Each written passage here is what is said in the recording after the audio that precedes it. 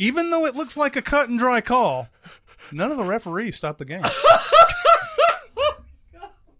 why this game is so awesome. Welcome to SinCast, presented by Cinemasins.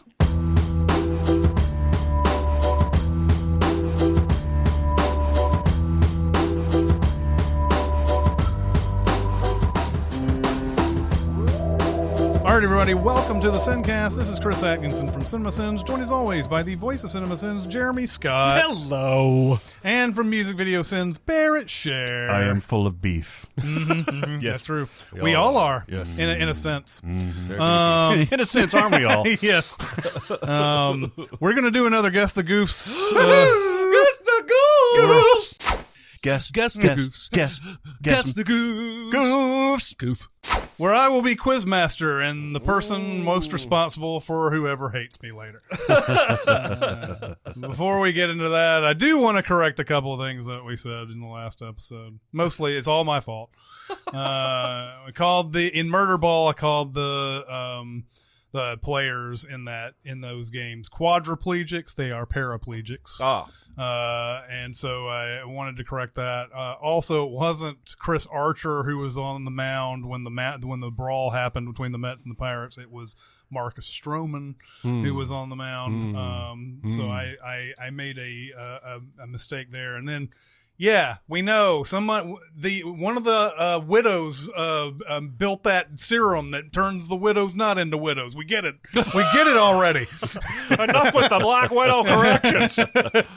But thankfully, Chris's recollection of that brawl between the Braves and the Padres, Padres, right? Yep. Yeah, caused me to look it up, not only for the footage, which is rad, but the John Boy video. John Boy. And it's so good. When he gets to everybody's bald, by the way. I don't know why everybody was bald in the 80s, I guess.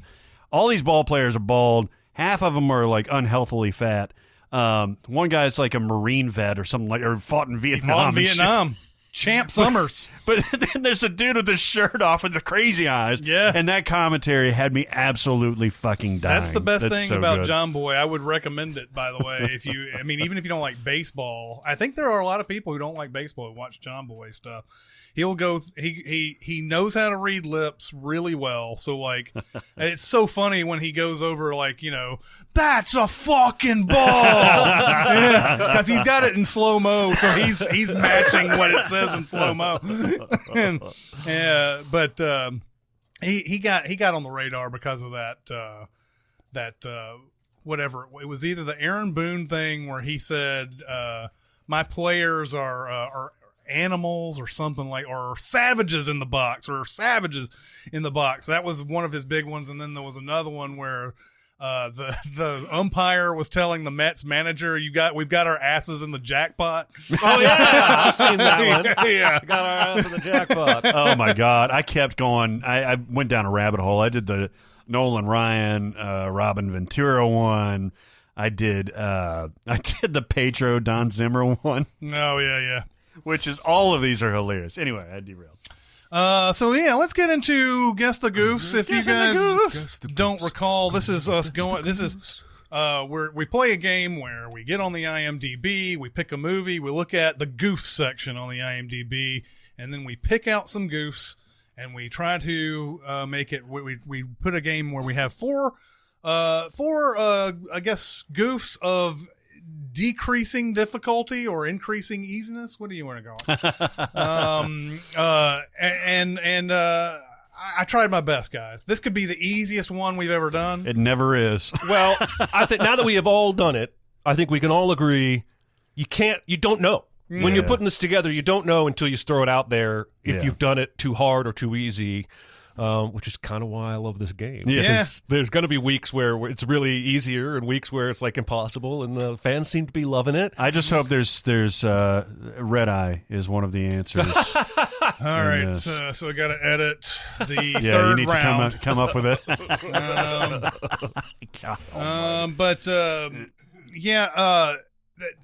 I'll tell you guys right off, and you guys probably already know this, having been quizmasters in this one before.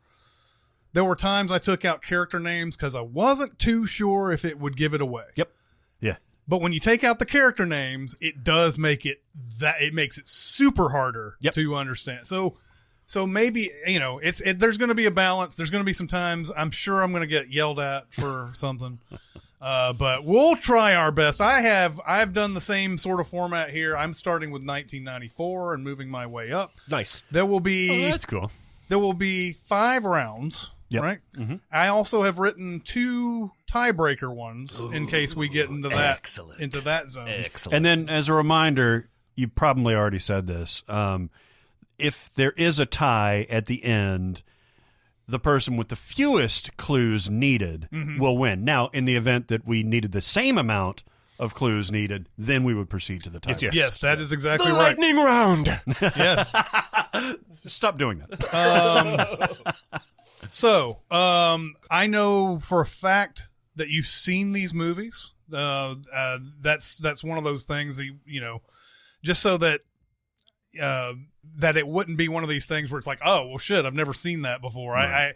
So I made sure that you probably have seen, like, there's a high probability that you've seen these. Some of these, whatever. I'm trying to figure out who should go first because I know that there's some that are more weighted towards one player or another. Right.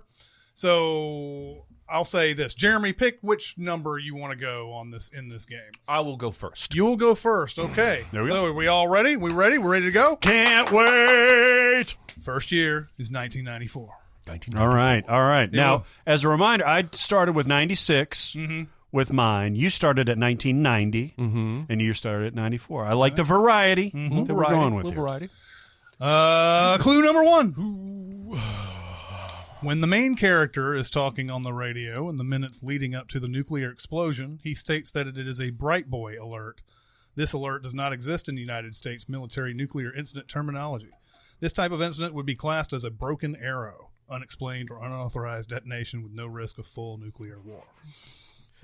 I'm pretty reasonably sure it's not broken. No, you gotta guess broken arrow, baby. I don't think he would put the title of the movie in the hardest clue. That'd be so fucking baller. Like, no, there's no way. Of course, it's 96. Yeah. 94. Read it to me one more time. When the main character is on the radio, right? When the main character is talking on the radio in the minutes leading up to the nuclear explosion, he states that it is a bright boy alert. This alert does not exist in the United States military nuclear incident terminology. This type of incident would be classed as a broken arrow, unexplained or unauthorized detonation with no risk of full nuclear war. All right. I need another clue. I really want to hammer that one, but I'm going to take another one. Second clue. When Simon is driving across the Francis Scott Key Bridge southbound, a shot of the Capitol building can be seen in the background. In reality, the Key Bridge goes from Georgetown to Arlington, which is on the west side of the city, while the Capitol building is on the east side of the city. The Capitol building is not visible from any point of the Key Bridge. Fuck me.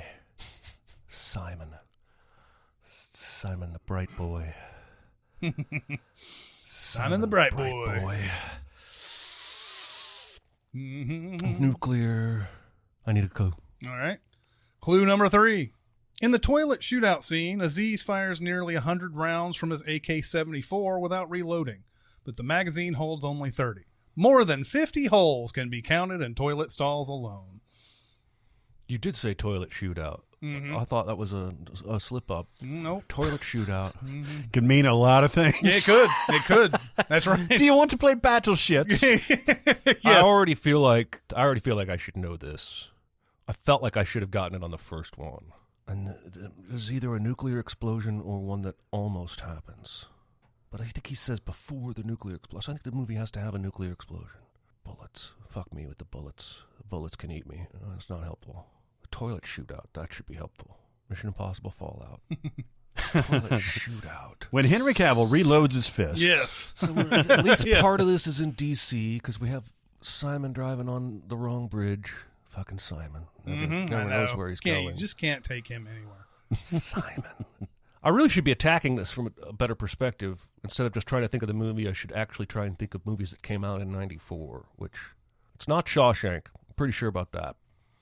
I need the last clue. All right, the last clue is As the main character hangs from the ledge of the roof of the Marriott Hotel, he is hanging in front of the neon letters that spell Marriott. Between shots, he hangs in front of the A and then the R as he is trying to get back up on the roof. Fucking hell. I hate this character. Get on the roof, you dumbass. Yeah, right? Why are you hanging off in the... I'm absolutely blanking on years, and that's my problem. A lot of people. Girls, I want to take a girl to a nuclear detonation. At this point, I have to guess, right? There's no more clues, and if I get it wrong, Bubba's going to steal it, right? Yep. That is his chance. He's trying to look like he doesn't know it, which I think means he knows it. Fucking hell! Can this game last forever so that I'll just think of it eventually? I feel like that should be a new wrinkle. Simon. Arlington Road? Barrett, would you like to steal? It's not that. Maybe that. Arlington Road was way later than that. It was. I think it was 99. Yeah. Somewhere around there. Fucking hell. Because we were both at Hollywood 27. I hate this game, and I hate your ass face. I'm going to make a stupid guess. GoldenEye. Neither of you are correct, which I'm, again, when you make these things, I think it's because you know what the answer is, right? Yeah, I think it is. Yeah. And so maybe we don't need to worry about making it so hard or whatever. If I said when Harry is talking on the radio in the minutes leading up to the nuclear... Speed? Not Speed. It's not Speed. Is it? But that's a good guess. Is it the Irish Jeff... Oh, Blown Away? No, it's not Blown Away. Harry. Is it In the Line of Fire? No, I'll just go ahead. It's True Lies. I had thought of True Lies at one point. When do they go to fucking D.C. in True Lies? Oh, the headquarters, the horse chase, all that fucking shit. God damn it, I thought of that. You know, I was thinking about like who are the action stars of the day, and I got hung up on Bruce Willis. Which was, I'm a die-harder like my boy Bruce Willis. God, when you did the Marriott thing, I had True Lies flashing. Well, that's in my what. head. That's I was sitting there like, okay, Marriott Hotel. That's like, I was thinking about ones that we've been given before. Like you gave me that one clue on the Superman Returns that should have just immediately told me that was what it was. But I had only seen that movie twice, right, and years ago. So I was like, I don't fucking know. You know what's crazy? I've only seen True Lies all the way through once. Well, you know why I think that is? Because it's 5 hours long. Well, it's long, yes, but it's also hard to find on Blu-ray. Like really? There's no. I've tried to find this for sending purposes, by the way. And I think we could still get this one, but I don't like buying them. Like it's a German Blu-ray or whatever, and I'm sure you could hear the English. It's not dubbed and all that, but I just don't like buying those. So I've been waiting for this big, like, pimped out James Cameron, 30-year anniversary edition. And he just, for some reason, Cameron doesn't want to put his shit on physical media. You can't find The Abyss. You can find Titanic, obviously, and you can find Avatar, but you can't find The Abyss and True Lies and stuff like that. Yeah, so True Lies has always been, I've seen parts of it, but I've only once seen it all the way through. Anyway, that's my True Lies story. Horse. We will now go to Barrett for his 1994 movie. Just to be clear, no one has any points yet. Yeah, nobody has any points, and may God have mercy on your souls. First clue of this 1994 movie: all the lights are off in the diner. Even in daytime, the overhead lights would be on. In the diner. It's not the movie Diner. It's not the movie Diner. Yes, I will allow that it is not Diner. This is 1994 as well, right? Yes. Okay. Yes. All the lights are off in the diner. Even in the day, which it's in the day, obviously. It's in the day. It's in the day. Why aren't those fucking lights on? Fucking hell. Seriously. All right, next one, please. Clue number 2. When the boxer is shown as a boy in a flashback, the boy has blue eyes, but the adult character has dark green eyes. You're not going to give me this. I'm going to do one more clue, but I have the most obvious answer. Okay, yeah, next one, please. Okay. See, this is what I'm talking about. If he does get this within a certain amount, then I feel like I'm I failed in some way, but whatever. When Coolidge opens the door of the apartment with a brass quickset key, he turns the key clockwise, which in fact would actually lock the doorknob. Turning it counterclockwise unlocks the quickset entry lock set. Pulp Fiction. Pulp Fiction's correct. Wow. I had Butch on that second one, but it just seems so obvious. But again, that's just because of where my brain is. But I still didn't have it. You didn't. I think this last one might have given it away. Discharging a shotgun in a small basement causes at least a temporary loss of hearing. Yet after Wallace shoots a man, everyone in the basement is able to understand each other without even raising their voices. So yeah. So I don't know that if Jeremy is going second, I mean, you're not going to get the first one, and then if you go second, I don't know. Do you get it? He's going to steal it. I think it was a good round. Might have gotten that one. Mm-hmm. I'm already pretty sure I'm going to be the worst player at this. But I still might end up. I can redeem myself by being one of the better quiz masters. That's true. At this. You won the first one of these. I did. So I think but it's looking okay. flukish right now. I'm not feeling the confidence. Yeah. Mr. Soon to be living the rest of his short ass life in agonizing pain. Believe me, like nearly every goof in that Pulp Fiction section gives it away. Vincent, Jules, Yeah. the wolf. Even if you write different characters, like you say the main character or say something like that covers up the character name. It's like, oh, when they're injecting this person with a needle, Well, I always thought, and this is probably a goof in there. He gets like a magic marker, and she's sweating bullets, but he can draw that shit like super easy. It's actually, I don't know if that's in there. They do say that it disappears. I think is one of the ones. But we're on to 1999. Barrett leads 99, best year ever. So I need to stop guessing 94 movies at That's this right. point. Yeah, 1994 is right out, as Monty Python would say. This movie in 1999, the first clue. When Anna sells the couple a sapphire ring, she puts the ring in a ring box and then goes to wrap it. To get the ring in the box, she pushes down on the center stone with her index finger. She is not wearing gloves, so she would have just gotten fingerprints all over the main stone of the ring. No one who handles valuable antique jewelry as part of their profession would be so careless about getting fingerprints on a valuable sapphire. God, the people who write these things. I know.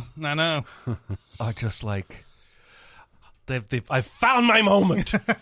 I'm the expert on not putting fingerprints on rings. What are you telling you? That's exactly what Cinemasins does. Yeah, exactly. There was one in True Lies where it was like, the bullets were shot at an angle, but the holes were straight. That's all it says.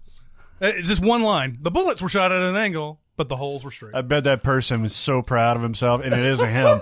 They got done, hit enter, and it was like, yeah. It's always bothered me. Give me the first couple sentences of that clue again. I know the rest is kind of pointless. When Anna sells the couple a sapphire ring. That's what I needed. When Anna sells the couple a sapphire ring. She puts the ring in a ring box and then goes to wrap it. She presses down. It's the Sixth Sense. Yeah, you're right. I've redeemed myself quicker than I thought. Jesus. See, I told you. You motherfucker. The problem here is not your clue at all. It's my clue. No, it's not. It's 1999. Mm-hmm. And I saw everything that year. Mm-hmm. And you and I were both working at Hollywood 27. Mm-hmm. Oh. Whereas 93, 94, I'm not working in a movie theater. So my brain always thinks Pulp Fiction came out in 93. Even though it came out in 94. Mm-hmm. Those years are muddled. For 99, 2000, crystal fucking clear. I did not remember her name was Anna, but I did remember that she was an antiques dealer. Mm-hmm. What was, can you give me just a couple of the other? I was going to do the others. The tape that is labeled Vincent Gray in the first shot has the label missing in the next shot. That would not have helped me. During the traffic accident scene, Pennsylvania State Vehicle Inspection stickers, which are required in the lower left corner of driver windshield, are visible on the cars in front of the main characters. As the camera, it says Coles, as the camera dollies towards the car. But his mother's Volvo has no stickers, even though earlier in the grocery store parking lot, the same car did display a PA plate. Having known the movie, that makes perfect sense. I don't know if That would have really helped me. And then when Malcolm, I think I have the name in here. When Malcolm finishes the magic trick with the penny, now that might have given it away too. I think that would have helped. So that we're going on to the second Good one. job, bud. Thank you. One clue. That'll be my nickname, Jeremy One Clue Scott, because I've done it both times. I've been a contestant. You have. That's right. Second movie of 1999 for Barrett. During the basketball game, a player on the home team, number 11, by the way, commits a traveling violation by taking 3 or 4 steps without dribbling. Even though it looks like a cut and dry call, none of the referees stopped the game. That's why this game is so awesome. Is it really illustrates, like, for fans and for us, it really illustrates the difference between what we do and what the IMDb groups are. Yes. Holy shit. Hold on. It's number 11, right? Number 11. That fucking traveling call. I'm watching American Beauty, and it's fucking whatever. I'll do one more, please. All right. In the scenes where the family has dinner in the dining room, there is no rug on the floor. However, when the daughter walks into the dining room after a dance performance, there is a rug on the floor. I think I got it already, but oh man, so you got it in 1 though. Let me just do some quick math. You've got 5 after this. If I do one more, I would have 6, assuming that I have it right, which is a bad assumption. I was thinking about making this after the first one. I'll do one more, please. When Angela meets Lester for the second time, her head is touching the corner of the wall. In the reverse angle of Lester, her head is away from the wall. It is American Beauty, Which you said in the first thing. I had a feeling, because that's the only... People are going to think this is rigged, Barrett, because you said American Beauty. It's funny, the first thing that came to my mind was that movie O. Oh, yeah. For some weird reason. Josh Hartnett. He was probably number 11. And then when you said American Beauty, I was like, wow, I didn't even remember they actually showed any of the basketball games. No, yeah, because it's right before the cheerleading dance, scene, and then, obviously the dining room. I should have made that guess then, because what other movie in 1999 has a basketball scene and a family in a dining room? Anyway, so that's... I believe this was one that I was going to change names. In fact, I thought I did on one. The last one was when Lester I was going to say the main character blackmails Brad. Brad's fingers alternate between interlocked and overlap. So far, this is the easiest one that we've ever done. Hopefully I made it harder in these next ones. Who knows? So, but you are still leading, correct? Because you got 2. Yeah, I am. I'm expecting this to come down to... Yeah, the only time the questions come into play is when the number of clues come into play is if it's tied. Right. Yeah, and I'm expecting to miss at least one, and you... Well, I sure hope you do. I think after those first 2 rounds, I thought maybe this is too easy. So we'll see. I don't know. I like it. First one, the year 2004. Great. Now I'm not working in theaters at all at this point. This is going to be bad. 2004. First clue. When the characters enter the hospital elevator on the main floor, it has a telescopic door. But at the 3rd and 5th floors, the door opens centrally. I'll take the second clue, telescopic. Second clue. When Annie gets into the cab at the start, she gets in and sits on the left-hand side. Yet throughout the rest of the cab ride, she is on the right-hand side. Annie? Annie, yep. Annie, are you okay? Are you okay? Are you okay? Are you okay, Annie? She gets into the cab at the start? Says, gets into the cab at the start. Yes. Hospital. And then Annie gets in the cab at the start. I'm assuming it's at the start of the movie. That could be a bad assumption, given the grammar of these goofs. And there's also, I don't know. I actually don't know for real. I may have changed that wording a little bit, too. I'm not sure, but... 2004. Hospital, Annie cab. Let me have another one. Third clue of this 2004 movie. Despite having a collapsible baton smashed against his wrists, not only can this character still fire a handgun accurately at his target, he never complains about what should have been 1 or 2 broken wrists ever again in the film. Even when his hands and wrists are shown later, there's no bruising. That asshole. Exactly. Oh, he got a collapsible baton up in there. Oh, man. This is so fucking... hard. This is a fuck. I don't know. 2004. I was like working at a grocery store. Give me the fucking fourth clue. When the two LAPD officers pull Max over, the black officer is sporting a goatee. Per LAPD regulations, no uniformed officers may have a goatee. So, what's his name? Max. Max gets pulled over by one black cop and one not black cop. Yes. That's all we can tell from that. Has an illegal goatee. Illegal goatee. LAPD would never allow this. They're the New York Yankees of police departments. They are. So somebody got in a cab. I guess they have cabs in L.A. I mean, I've ridden in them. You see somebody get in a cab, you think New York automatically. I do. I'm not smart like that. This is L.A., and it's Annie in a hospital and a baton smashing that character's hand, and Max and Ruby? No, Maximilian, no, Max Shrek, no, Max Weinberg. Annie and Max and Annie. No visible bruising on his Susie wrists. and Elaine and Susie. Susie and Elaine. Ah, fucking hell. 2004, I hate you. Bring me my 2009. I need it bad. Shit, fuck. I don't know 2004 very well. This is very frustrating to me.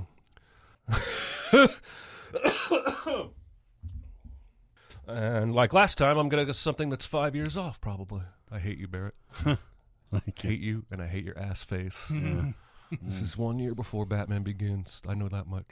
If I could think of a single 2004 movie, I would guess something. I can't. I'll give up. Barrett, would you like to guess? Is it a good day to die hard? It is not, and I am very surprised this one did not get done. This, not shaming you or anything. I'm surprised. I thought L.A. Cab and Max might even be too much. It should have. And it's Collateral. Oh, interesting. Yeah. Collateral. Wow, that's a great one. Oh, I need to rewatch that movie. Yeah, man, I do too. That movie fucking rules. Yeah, it does. It really does. What's funny is that Heat came to mind. Yeah. Because I think his De Niro's girlfriend's name is Annie or Ann something. Maybe not. Oh, it might be. But that's another Michael Mann movie. Well, who is Annie? Who plays Annie in that? Jada Pinkett. Jada Pinkett, because she's Jamie Foxx's wife, Yeah. right? I gotcha. And then they get pulled over. Yeah, I need to watch that movie. I don't know if again. she's his wife. I think she's just some lawyer that is about to go into a case, and they get into a conversation. And it's sort of a thing that's starting at the beginning of this, and she, I don't know, gives him her number by the time it's done, gives him a card. These are all good movies, by the way. Listeners, watch all of these movies: True Lies, Pulp Fiction, The Sixth Sense, American Beauty, and Collateral. So far, all aces. Going on to the second movie of 2004. Barrett. Yes. First clue. The main character's Toyota Corolla alternates between different hubcap designs and different shots set on the same day.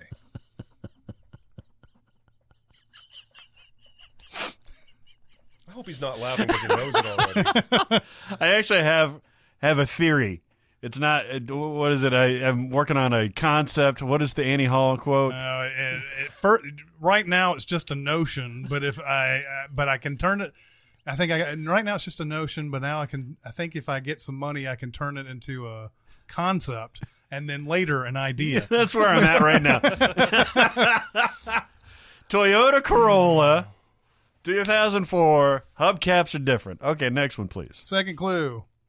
When a character is arranging an appointment on the phone for the 5th, they say, yes, that's a Wednesday. Presumably, this would be March 5th, which was a Friday in 2004, the year in which the film is set, but was a Wednesday in 2003, the year the film was shot. Next one, please. Third clue. Near the end of the film, when a character is walking around the corner with a box of belongings and cassettes, the man walking directly behind disappears for one shot. Belongings and cassettes. The fifth, Corolla. I go on and get the last one. I've had to do some very serious character change, character like hiding on this one. In the scene where a woman first comes into the main character's apartment, two men have been drinking beer. At first, just before the door is open, they are both Rolling Rock. After she has entered, his beer turns into a Labatt Blue. Interesting. Toyota Corolla. I gotta admit, this becomes super hard when you take the names out. I have an idea of what those names are. Let me review. Okay, so Toyota Corolla, the hubcaps. Mm-hmm. What was the second one again? You don't have to get it just the gist. Arranging an appointment on the phone for the 5th. For the 5th. Okay, got an idea about that. What's the third one again? Walking around a corner with a box of belongings and cassettes. Belongings and cassettes. Would that fit in? Oh, man, I don't think that would fit in. But then the last one, they're drinking Rolling Rocks, and then it's a Labatt's Blue. I'm going to guess Harold and Kumar go to White Castle. Jeremy, would you like to steal? Well, I would love to. I had a fucking clue. Like I literally have the name still on this, and I was like, this is just going to fucking give it away. I mean, if it were Harold and Kumar, then that would have given it away. That would have been 2004. The names are crucial. I don't know. Love and Other Drugs. The answer. See, now if I start, let's start doing some names. These names aren't in the title, but Okay. I have a feeling Barrett may know this movie enough that if I said the names, Joel's Toyota Corolla. Joel. Okay. No. When Mary is arranging an appointment on the phone for the 5th. Joel and Mary and Joel. Near the end of the film, when Mary is walking around the corner with her box of belongings and cassettes. It's not There's Something About Mary. That was too early. I think so. It's funny, I don't name one of the biggest main characters. I don't have any trivia about the biggest main character, one of the other biggest main characters in here. In the scene where Mary first comes into Joel's apartment, Patrick and Stan had been drinking beer. So maybe I should have given you the character name. No, Mary. I still don't know it. I don't know. Okay, so even if I had given you the names, you wouldn't I have. don't think so. It's Eternal Sunshine of the Spotless Mind. Ah, Joel, Mary, you fucking. Yeah. Let me Still think losing. about This that. is a movie that is so like I feel like Barrett's seen it 500 times. I have. I need to be able to steal one of these, and I'm fucking it up. His Corolla, and she's moving out with the cassettes and everything. And then there's a black police officer with an illegal goatee. That's right. That's No, right. that was a different movie, Barrett. That was The Sixth Sense. All right. So Wow, okay. So no movement in the 2004. So No. what are we at here? Is it still 2-1? It's 2-1. Oh, yeah. fuck this Going game. into round 4. Oh, I gotta steal. Gotta protect my home, and I gotta steal. 2009, first movie for Jeremy. First clue. When Mark first goes in yelling at his boss's pen appears and disappears between shots.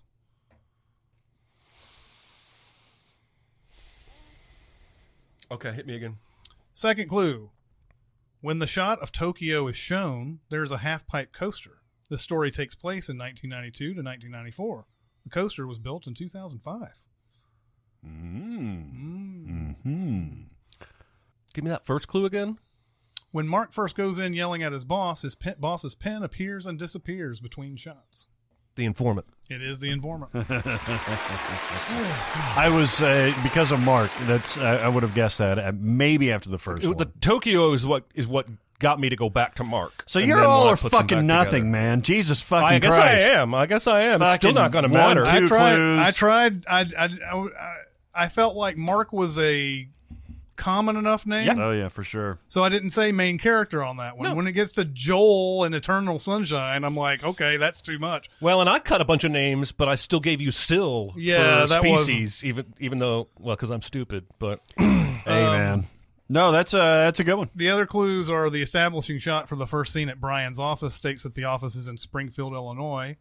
But shots of the door to the FBI to Brian's FBI field office says Decatur, Illinois, where Mark's company is located. And then after the FBI's raid on Mark's company in 1995, Mark is sitting in a theater watching The Firm, which I think was a big clue, which is a film released 2 years prior to when the scene took place.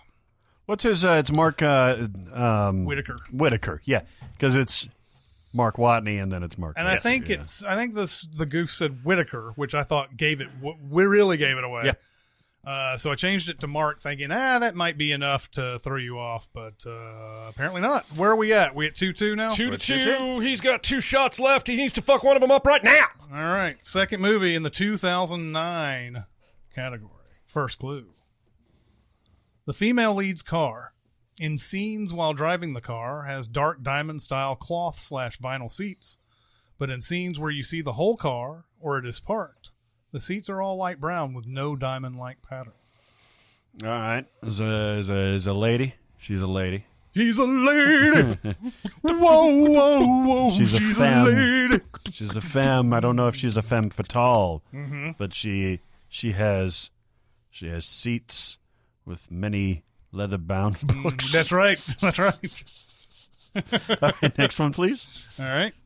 Second clue. When James and his friend are driving in New York, James smiles and looks out the car window. If you look above the car, you can see an advertisement for Sunny with a Chance, a Disney show which wasn't even made until 2009. Sunny with a Chance, the Selena Gomez vehicle? I don't know. Okay, James and the female character, she's got her cloth seats. She does. The diamond cloth. It's 2009.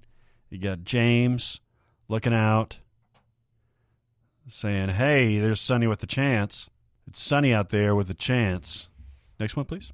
Third clue. When Bobby is calling the horse race, all the horses are still at the start and none of them are moving.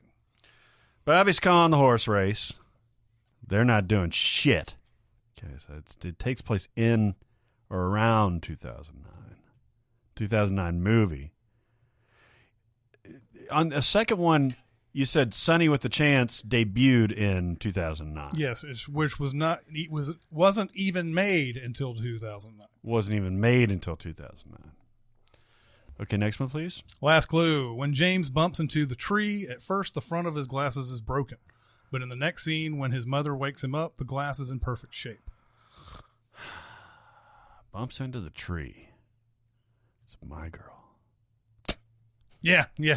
My Girl 7. Yeah. Girl Harder. That's right. Bumping into the tree. She's got a car. She's got a horse race. She's calling a horse race. His mom wakes him up the next day. This is going to be a guess, so you probably will at least pull even, if not overtake me. I don't know it.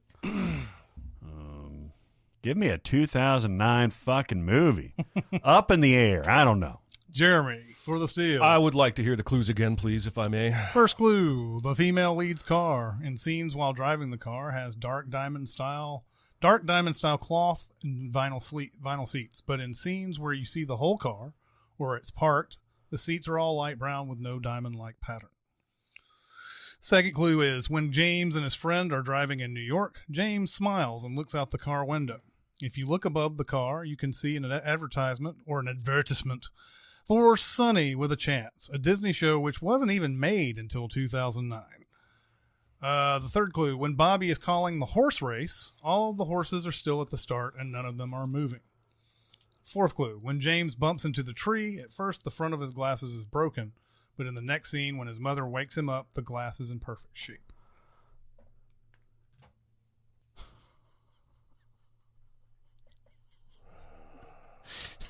I love how much you agonize. It's so hard. It's so much harder than it looks, right?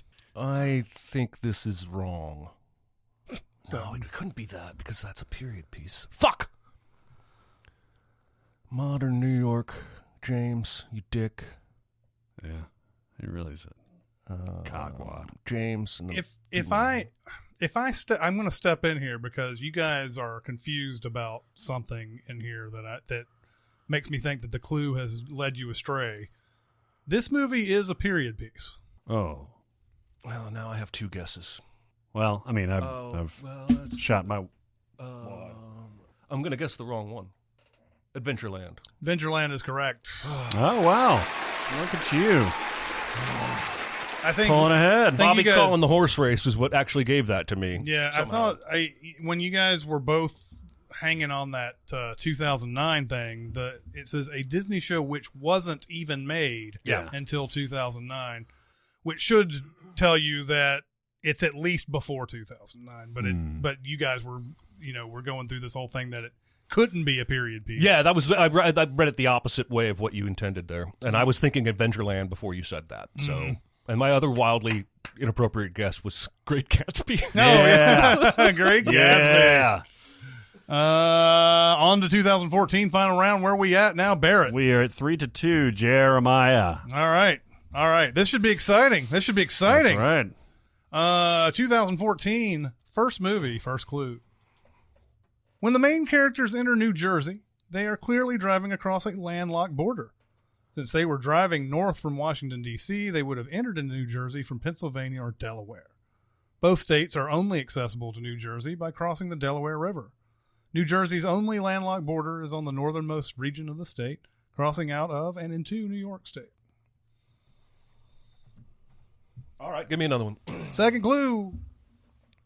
There's a sweat stain on Wilson's shirt after he finishes jogging. As he lies against the tree, the stain around the neck area and some of it is partway down his shirt. When someone helps him up, the stain has reduced to just sweat around his neck. Okay, hit me again. Third clue. In the car chase scene, there are multiple shots where there are no bullet holes visible on the car or car window. In the following shots, you can see them in the car window. Of course you can.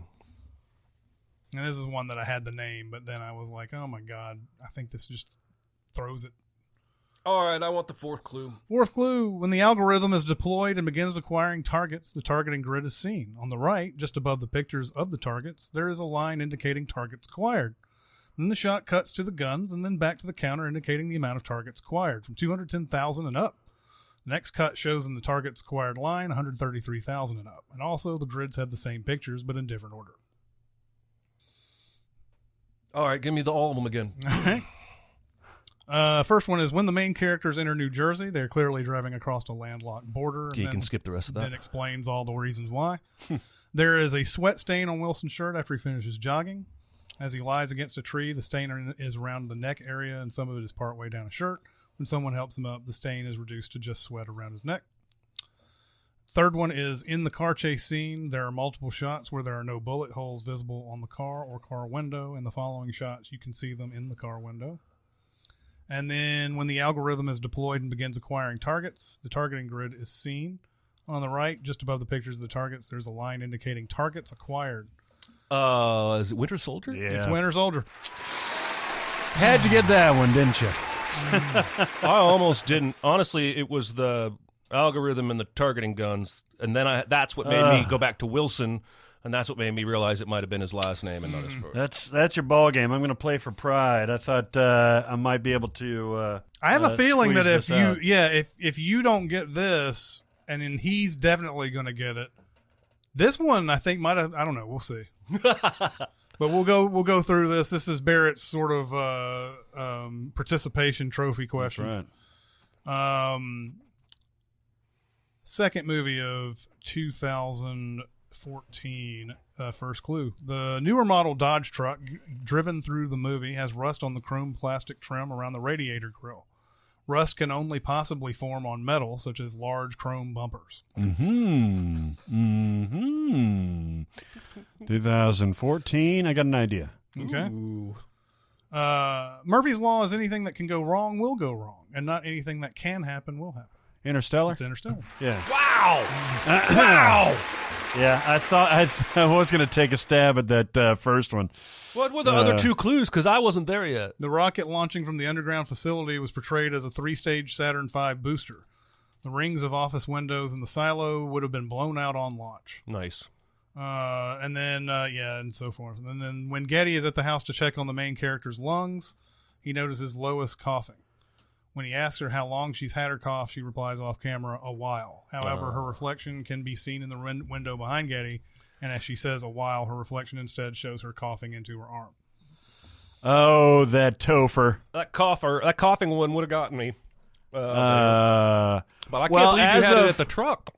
Yeah, as with last time, I only lost by 1. And you had 1 less clue than I did. Well, you got that one on the second one right there. That's made up the yeah. ground on the clues. But no, I feel good that I've only lost these by 1. I've never been a good judge of how hard something is when it's like these kind of questions. I used to do that trivia stuff when we were all going to trivia, and sometimes I'd be like, "Is this a 2-point thing, or is this a yeah?" Is this a and I remember some just seemed too hard for the round, some are too easy for the round. I don't know. This one seems like it might be the easiest one we've done so far. I don't know. Adventureland for sure tripped me up. I should have gotten Eternal Sunshine, but those were also kind of oblique clues. Mm-hmm. I should have gotten that as many times as I've seen it, but yeah. And Collateral was a great one because anything mentioning a cab in 2004, I guess we should have gotten. I think the issue with mine, as far as easy is concerned, is that these are very visible movies. Whereas I think you guys did a pretty good job of coming up with movies that were maybe just underneath that that level, and I think that's the reason why I think I like the previous two better than this one that we just did. You didn't do something like Nick of Time, for fuck's sake. Yeah. Hey, listen. Nick of Time was a good movie. It was Johnny Depp's first non-emo role. It's true. Are you being facetious, or do you actually like that movie? I like the movie. I'm being facetious that it's awesome. It's a gimmick, and it falls victim to its gimmick in that it's set in real time and takes place in real time, and so it has to do a lot of hokey shit. It does. to make that happen. But I remember when the movie came out, what I was most excited about was here's one of my favorite actors who's playing a normal person for once. It's maybe his only normal role ever. I'm telling you. He's a fucking suit. He was like, I can't do that anymore. I didn't like that. But I was in The Astronaut's Wife. He's a normal guy, I guess. Normal-ish, I guess. But he's also a fucking dick. I forgot about that movie. Isn't that Charlize? Yep. Yeah. Yeah. That's some sexy. That's basically the plot of Species right 2. there. Yeah, it really is. It really is. It really is. He goes to space, gets alienated, comes back and inseminates his wife with alien goo. And her name is Syl. Yeah. Oh, that's different. But everything else is the same between those two movies. Is that thing in the trailer where he's like, "We gonna go, Joe? We gonna go?" Whatever the hell he says. So next time, I guess we'll be back to Barrett being Quizmaster. That's right, baby. Hope you guys enjoyed this. Hope you guys did great job, Chris. Do you think so? I don't know. think you did a great job. I feel like it's awesome. bad. You guys got it. You guys got several of them before we even got to the full. Well, you have to account for how smart I am. Yeah, that's true. That's true. But I feel like people are when they like this game, they like the fact that it usually goes down to the last clue before anybody even has a guess. But here, you guys were like Interstellar, and and so I think the movies that I picked were too popular. I like it, man. Was one reason, and then Which one did I get on one clue? That was The Sixth Sense. Yeah. Oh, yeah, because I remember the Antiquities. Cock. I was hoping. Did you know Winter Soldier the whole time? No, actually, when I was not thinking. I thought it was a first name Wilson. Yeah, I wasn't thinking that at all until it became the algorithm and the gun targeting system, and I remembered that fucking plot point from that movie. Yeah, and it all just clicked in after that. And it's is it all of them driving to New Jersey to meet up with Chica, or is that him and I think ScarJo? that's just him and ScarJo going, because that's the Zola thing. I think that's that's right. Yeah. That's what the goof actually says. Zola's algorithm. Everything is legal in New Jersey. Mm-hmm. What did I guess? The fucking Harold and Kumar. Oh, it was Eternal Sunshine. That was not a bad guess. You see, It was the right year, at least, and there was two people, and they drank a lot of beer. Anyway, if you guys are soured on this because of my questions, please don't. Jeremy and Barrett are much better at it than I am. So. I thought this was a lot of fun. I thought you did great. Yep. You did great. It's great. It's great. So we got some time. Do we want to do some recommends and warns? Yeah, let's do it. Totes Amazeballs. They're great. It won the Academy Award Oh, for what? for best movie ever made. Let's do it. Can I go first? Yeah. Go for it. I have a weird thing about this, and I'll try not to go too long. But this is my just like 1999 movies were our wheelhouse. You know, the Sixth Sense. I could have gotten maybe American Beauty after the first one. 1999 was when I was 19 to 20, and I was consuming everything in that period, which is a great time. It was a great time for pop culture. It was a great time for movies, and it was an interesting time for music.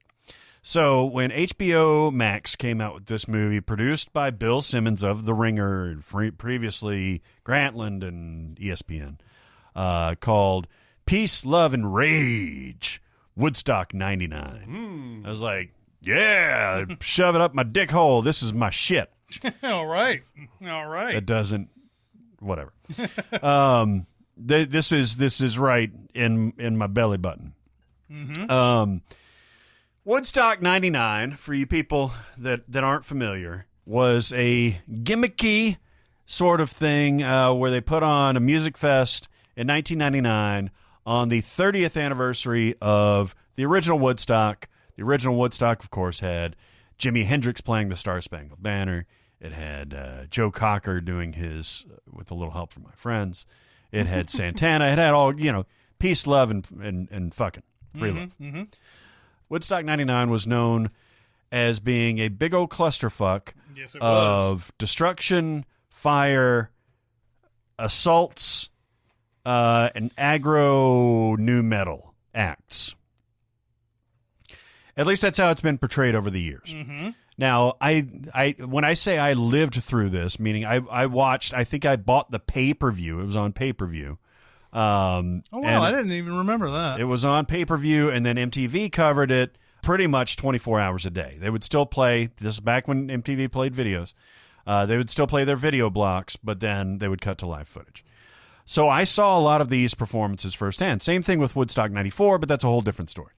This documentary is just like every other documentary that you've seen, someone staring off camera, not at the camera, off camera, being very serious and very, here's what the issue of the time was. And they show footage of the festival, talking head. Footage of the festival, talking head. Background on culture. We're all concerned about Y2K. Back to talking heads. You joke, but we were very concerned about Y2K. Indeed. In fact, You were? Yeah. Everybody I knew, I'm not saying I was like burying mason jars and shit. I'm just saying we didn't know it was going to happen. I was under the impression it was under control by the time New Year's Eve started. However, I remember I was enough wondering if something would happen that when I saw the ball drop in New York and I saw the camera angles of certain things, I was like, holy shit, did something just happen?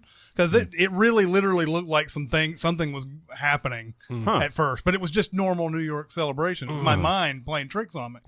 Yeah. So normally this is right up my alley. One of the main people behind it is a music critic named Stephen Hayden, who has exhaustively researched this whole event. He did a multi-episode podcast on it, and he's one of the main talking heads. The main thing is Limp Bizkit, Korn, Rage Against the Machine, Red Hot Chili Peppers. They're all kind of grouped together. Like, this is where white dudes in their early 20s, late teens went to get aggression out. Oh, Metallica is looped in there, too. Instead of a peace, love, and everything. So held on a abandoned Air Force base. And it was super hot. Because they couldn't get the land from the original place, right? It was too expensive. They moved it It was in Woodstock, obviously, in the first one. Then it was in Rome. No, it was in somewhere else in lower downstate New York for the 94. And then this was in Rome, New York, which is like mid-state New York. But here's the thing. Here's the problem with the documentary. Now, I want to preface this by saying sexual assaults against women happened, may have been even underreported. I think there were like 5 or 6 that were reported, but there were reportedly from anecdotally many, many more. Now, that is the most hideous part of this entire thing. So I do not want to make any commentary on that other than it's vile. That is the worst thing that happened this whole time. Every other thing about this documentary is like, it was a recipe for disaster.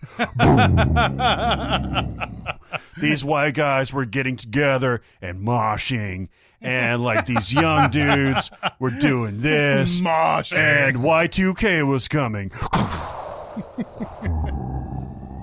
And then we woke up the next day. Everybody was hot. Everybody was tired. Everybody was angry. Boom.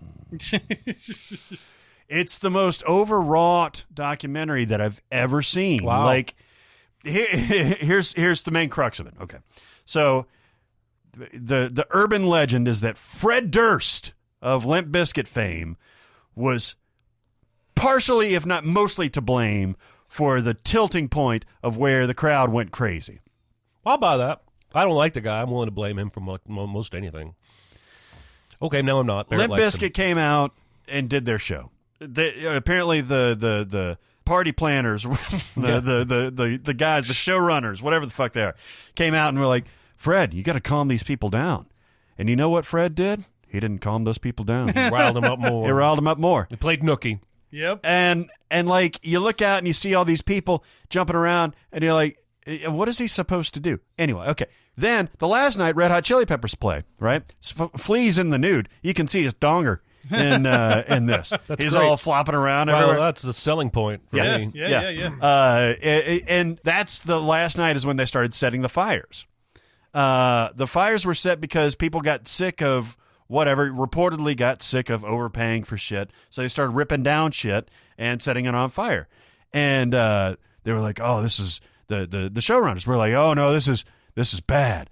And so they go to Anthony Kiedis and they're like, Anthony, you got to calm these people down.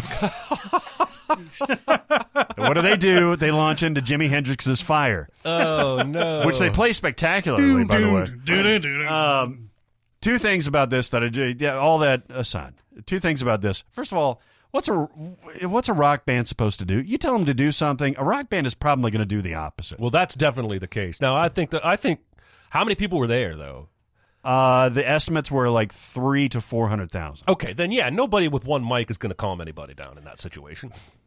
Exactly, Yeah. especially if you're in the middle of a high-energy show.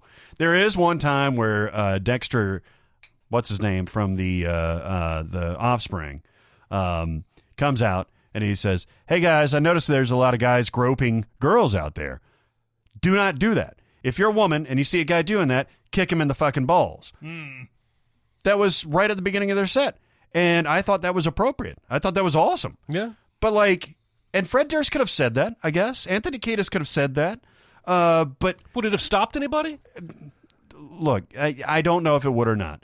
I have weirdness about like the role that a performer has on controlling their audience. Yeah. There's a lot of time. There have been several times where I've been to a show and the band would stop and they would point out somebody being like, hey man, you're acting like an asshole. Meanwhile, 99.9% of the crowd has no idea what this person is doing. Yeah. And they probably are being an asshole, but it's like, get security on it. Anyway, the last thing I'll say about this, the more I think about this documentary, the more I hated it. You remember the Britney Spears documentary? I do. Where all these people are all sanctimonious about, oh man, if we had just, if you had treated Britney better back in those days, think of how her life would have been. Meanwhile, those people back in 1998, 99, 2000 were the same fucking people that were contributing to her mental breakdown. Same thing here. everybody's on there like, man, it was a recipe for disaster. You get people together, and it's hot, and you got aggro music. What'd you think was going to happen? And these are the same goddamn people. They're my fucking age. So I bet your ass they were either cheering that shit on or, like, you know, at least marveling at the number of people and shit like that. And now that they're in their late 30s, early 40s, they're like, God, it was just such a terrible thing. Okay. Yeah. And exactly that annoys the fuck out of me. The second thing and the last thing is that and we got back and forth with Aaron Dicer about this on Slack. Another sanctimonious thing that most of the talking heads were saying is that it's crazy how the camera operators would only focus on the women that were topless or that had no clothes on. Then the footage goes to all the women that have their tops off or no clothes on. Right. And it's not just once. They mention it again, like all these women are walking around naked. Then they cut to footage of all these women walking around naked. I'm like, what are we trying to do here? Like, are we trying to call these cameras out for doing this? But the main thing about this fucking documentary is that it went in, you could tell there was a pitch meeting, and they were like, we got to have angles for this. What are our angles for this? It's not a documentary. This is worse than, you know, what we've talked about with The Loneliest Whale or, like, you know, any other interview, even Framing Britney Spears, where you can hear the interviewer off camera and all that stuff. Like, yes, they do influence things, but I didn't feel like Loneliest Whale had an angle. I don't think they went into that saying, here's our angle. They went into it trying to do something. These people had angles. They were like, all right, I want to hit this, and I want to hit it from this way. I want to make sure that we call this person out for doing this and that kind of thing. And fuck a bunch of that, man. Just tell me what happened. There were attendees that do a testimonial. I've talked way too much about this. Sorry. There were attendees that do testimonials. I want more of that. I want anything positive, by the way. There were terrific. I watched this live. There were terrific performances there. God, I'm so annoyed by this fucking. I hate angles in documentaries. Clear angles. Just give him one straight fucking line. God damn it. Yeah. No bends or angles. So this is obviously a warn. I was thinking it was like a Recca. It's I would say a warnament. If you're interested in that subject, like I very much am, you should probably watch it. I understand why they did it. I understand the it's slickly produced and everything, but their heads are up their asses. Mm-hmm. There you go. There you go. Mm-hmm. That was exciting. That was an exciting warnament, wasn't it? Certainly was a lot. This warn is titled "Fuck Your Stupid Asses." Fuck your stupid asses. Fuck you and your stupid fucking asses. Yes. So Chris? you are the ones who are the ball licker. The ball lickers. Do you want to go or me? I'll go. I'm going to wreck a warn, a movie that when all of us were growing up, all we ever heard was how it was the worst movie ever made, or it was the worst bomb ever made, or whatever. Now, I watched this movie back in the 90s. Oh, it's one of my favorite Ishtar. ones. Yeah, I love this movie. Nice. I love this movie. So on our movie night thing, the two movies that were chosen were based on legends who made movies that bombed. Oh. So Elaine May made Ishtar, and we also watched Francis Ford Coppola's One from the Heart, which I had already seen as well. Saw that back in the movie when we did a movie back in the day. Movie. Yeah, it is. Watching it a second time, more appreciation for it. Great soundtrack too. Yeah. But Ishtar, it's Warren Beatty and Dustin Hoffman when they have just hit 50 or about to hit 50 in their careers. They are wannabe musicians. And they just kind of happen to meet each other at some point, and they want to write songs together, and they have this agent. Man, writers really must hate agents, man. Like, you ever notice they always depict agents as these sad, smoking cigarettes in their office, and they're a lot of people must have been hurt by agents over the careers to have this minute thing, but their agent is like getting. I mean, honestly, this is the only agent they could ever get, probably, and this is also the agent getting them anything is a miracle. Yeah, they're terrible. They are awful. Yeah. And he gets them this gig that is in Ishtar of, was it Saudi Arabia? Or it's Iran? I'm not sure if they even named the country. I thought they did, but they might. Okay, it doesn't look like it's a place, so I think it's a fictional place. It's next to Morocco, apparently. Or it's set in the and so it's either a fictional place near Morocco or in Morocco or something like that. Finds them a place to do that. And basically, it's going to be performing for old people, and that's probably the best part. The best part of this movie is when Dustin Hoffman. When Warren Beatty first is trying to entertain all these old people, and he's like, I got a lot of songs like from he's trying to do. He only has one guy he likes to do. It's like Paul Simon or somebody like that. It's like, I got Bridge Over Troubled Water and all that, something like that. And these people keep on yelling out all these requests, and he's like, but I got Paul Simon here, and he just and everybody's like, that's Amore, and blah blah blah blah blah, and then Dustin Hoffman comes strolling in, and he's like, when the moon, like a big, and so it becomes a whole bunch of things where these people aren't looking for the best artist ever. They're just looking, they want to sing these songs. But in the middle of all this, Isabelle Adjani, you may remember some Isabelle Adjani stuff back in the day. She was in the horrible remake of Diabolique. That was a terrible remake. Yeah. The original Diabolique is awesome. The new one with her and Sharon Stone are awful. But Isabelle Adjani, who she and Warren Beatty were dating at the time. Oh wow! That Warren Beatty got around, man. Yeah. Oh yeah. She goes to Dustin Hoffman and says, I've got this. It's like a map, or it's something that's going to change Arabic society forever, and there's some people who don't want it to get out into the open. And so she approaches him. And he starts doing secret stuff behind Warren Beatty's back, and Warren Beatty thinks that there's something going on that he should know about, and then he gets involved in this. And then Dustin Hoffman has a handler played by Charles Grodin, who's great in this movie. Yeah, he is. Charles Grodin is awesome in this.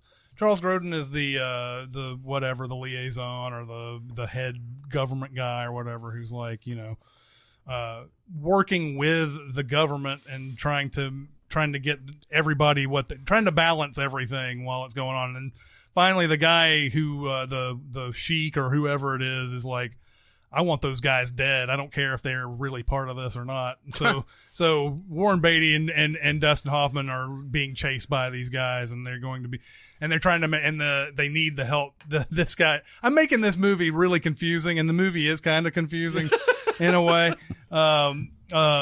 But there's all this stuff where the sheik needs the U.S. government to do it, so it doesn't look like he's done it, and he needs to make it look like it's an accident and all that. There's all that kind of stuff going on. But anyway, this movie is not great. Obviously, it's a movie that at Warren Beatty and Dustin Hoffman, you have all these stars and everything. People expected a lot from it. And it was a huge bomb, and so you got the idea that this movie is just absolutely terrible, and it's not terrible. No, it's just, I think people were expecting a laugh-out-loud comedy, but most of the comedy in this movie is a lot more subtle. Like that quote I did when we were looking something up, where they're literally walking through the desert, and one of them looks up and goes, "It's going to be a scorcher." Like, that's funny to me, but it's not apparently humorous to America at large. Yeah. I love the bit in the beginning when they're writing that song, "Telling the truth can be dangerous business." Yeah. If you admit that you can play the accordion, no one will hire you in a rock and roll band. Yeah. Their songs are terrible, but they're so enthusiastic. They're sitting at the piano together, and he's like, "Telling the truth can be dangerous." Oh, yeah. They're so fucking enthusiastic about this song they're writing. Josh Childs turned me on to this movie in college because he likes that humor, that goofy. It's just a mistaken identity, fish out of water kind of thing. It's and you really like this movie. I really like this movie. Yeah, I would not say it's great. Like Chris is saying, it has this reputation because it lost so much money that there was no quality there, when there is quality there. It's not great, but I really like it. Is that why it's considered such a bomb? Is because it was expensive or because of the star power involved? I think it's a mix. There's a mix. There's some legendary stories from all of this, the making of this and everything. First off, you're talking about the songs. Elaine May wrote the songs with a guy who did Muppet stuff. Oh, well, that makes sense. There's a section with a blind camel in this. Yes. Where they have to find this blind camel, and then the person selling them the blind camel gives them some information, gives Dustin Hoffman some information, and when Dustin Hoffman's starting to try to carry this blind camel around, it's like stepping on, of course, everything. Charles Grodin comes in, tries to talk to him, the camel stomps on Charles Grodin, but the story about the camel is that they wanted to find a camel with like blue eyes or something like that would, or I don't know, maybe find an actual blind camel. So the first day that this guy goes to look for a blind camel, this is the actual making of the movie. He's like, oh, well, there must be a bunch of these, so I won't bother buying this camel right away. We'll go around and shop and see if we can find something for cheaper and everything.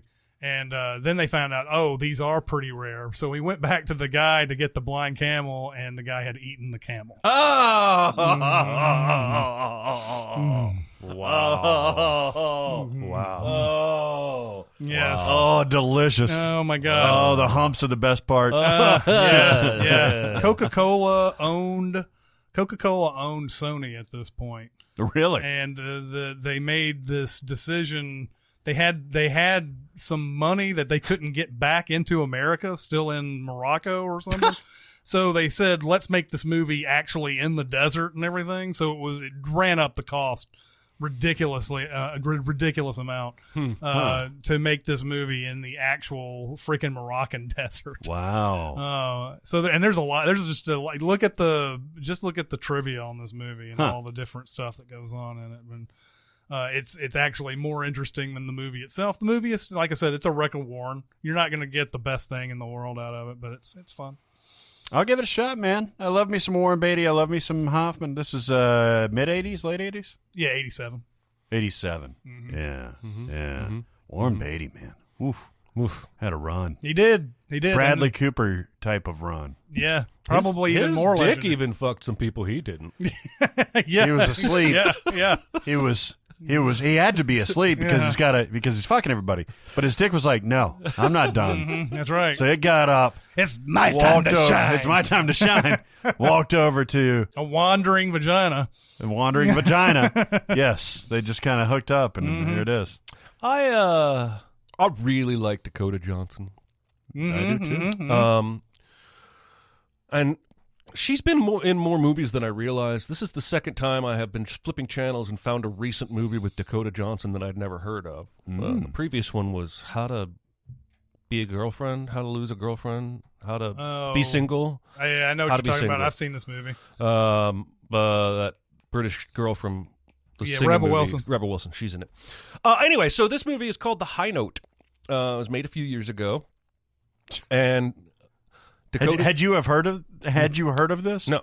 No, I haven't either. I've seen it, and I've still never heard of it. She's playing a personal assistant to a pop star who's just turned 40.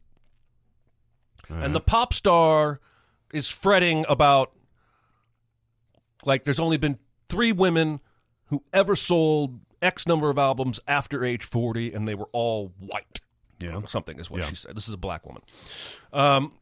Dakota Johnson, though, even though she's personal assistant to what I would have to assume is somebody like Adele, is the way it's sort of played. Or Whitney Houston back before right when she turned 40. I think that's a pretty good life.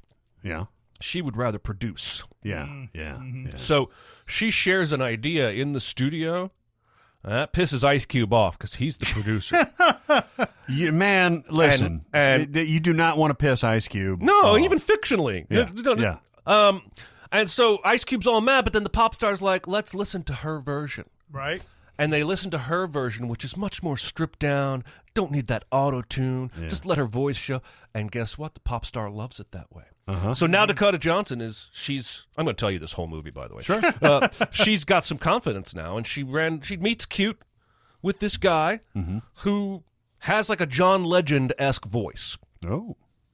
And she's all like, I would produce your record if you wanted to work on a record. And he lives in a fancy house. He's got tons of money. She even says at one point, you're not doing this for the money. You're doing this for the music. That's why I want to work with you, because you really care about this. They start working together. Everything's honky-dory-ish. But then there's this big showcase for the pop star coming. Right? She's got a new album coming. And the pop star says, I can't have no opener at my album showcase. I've got to have an opener. You get me an opening band that's awesome, but not better than me. And Dakota Johnson's like, I know what I'm going to do. I'm going to take my protege. Yeah. I'm going to have him open for her, but I'm not going to tell anyone, even him or her, until the night of the album showcase. Dude shows up. She's like, you're opening for this pop star. And he runs away, which kind of makes sense because he didn't know he was opening for a pop star. So then, because there's no opening act, Dakota Johnson gets humiliated and fired on the spot. Oh. She moves back home, in with her parents, a couple states away. This part feels like La La Land. And then she calls the guy singer and apologizes via voicemail. And then the pop star shows up at her house. And the pop star's had a change of heart. Okay. You really were a good assistant. I fired you out of anger. Come back into my life and be my assistant again. And You don't know the names or actors that play these. the pop star actress I recognized, but nobody else. Okay. It's Ice Cube. Yeah, all right. So then at the end, they're going to have the big showcase for the dude singer. And that is, ladies and gentlemen, the moment you find out he is the pop star's son. Yeah. The look on your face right now is exactly the look I had when I was watching this movie. Okay. Contrivance on top of contrivance. And then mom comes out, pop star, and they do a duet. And Dakota Johnson's like, I had no idea. And the movie ends. Oh, my God. It's called The High Note, and I recommend you stay away from it. Nice. That sounds awful. It was pretty bad. Good production values. All right. We gotta maybe do an intervention with Dakota. I don't know, because she'll do something like that, and then she'll do Peanut Butter Falcon, which is great. Oh, and Suspiria. She I did mean, her maybe 50 she's showing the Shades one to get her name and her money, and now she can pick and choose. Yeah, and they're just not all going to be. I think that How to Be Single movie was okay enough. It wasn't like a big. Didn't make me laugh a ton, but it was fine. Okay. She's got so much charm. She does. It can cover a multitude of sins. But I do wonder, what was she thinking? She's like, oh, now I got to do my personal assistant wants to be a producer movie. That's my next. That's what J. Law did after she got her Oscar. She went and she made it. But by the way, because we get called out on this every once in a while, Rebel Wilson is Australian. Same thing. Not British. Same fucking thing. It's like Dr. House when he's like, you put the Queen on your money. You're British. I forgot about that line. So obviously she was great in Social Network, but a very bit role. Yep. Beastly, not good. 21 Jump Street, she was in there for a hot minute. Yep. Need for Speed, she didn't really have much going on. She's just getting revved up. 50 Shades of Grey, Chloe and Theo. Black Mass, How to Be Single, 50 Shades, the two of those. And then, of course, you've got the 1-2 punch of Suspiria and Bad Times at the El Royale. But then you got Wounds and you got Peanut Butter Falcon, but then you got The High Note. She's the only watchable thing about the 50 Shades movies. Absolutely. Yeah. Absolutely. How in the world does someone pull out an actual good performance out of that fucking bullshit? Man. But even Jamie Dornan looks awful in that movie, but he's a good actor. I've seen him be good. Yeah. It's so weird how Twilight and 50 Shades are just irrevocably tied together in that they both had stars who were much better actors than we knew at the time, who went on to do better stuff. But also 50 Shades is literally Twilight with no vampires, and some whips. Butt clamps. Is our butt clamps a thing? Nipple clamps. I feel Butt like plugs. butt clamps should be a thing. So you squeeze the cheeks together? Nipple plugs and butt clamps.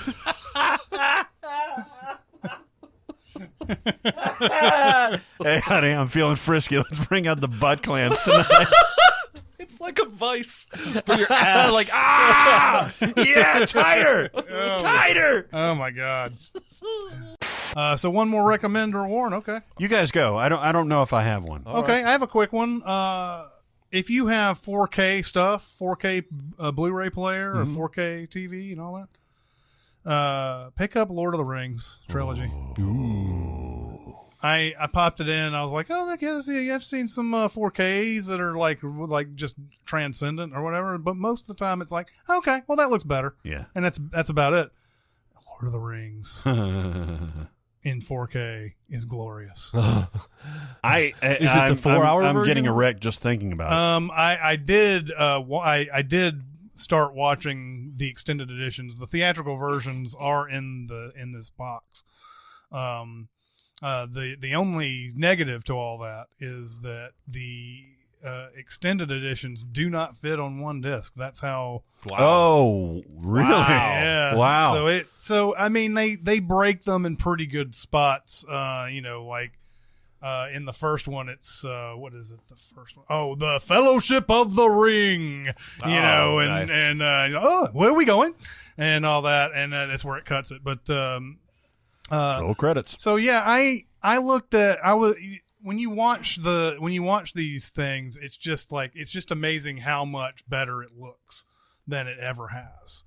The scene with Treebeard and Pippin and Dominic Monaghan's name, whatever he is, Mary. There are some scenes in there where we're like, oh, I didn't realize how fucking beautiful everything looked in here. Like most of the time, it's Treebeard is he's being annoying and he's like tree, I'm no tree. And like, why is that an insult to be called a tree in tree universe? Yep. But it's that long thing where he keeps going back to his Ent brothers and and is like, we have agreed that you are not orcs. And all that. But you look at some of the scenes in there, just the way the lighting is, the extra colors, the sharpness of the picture and everything.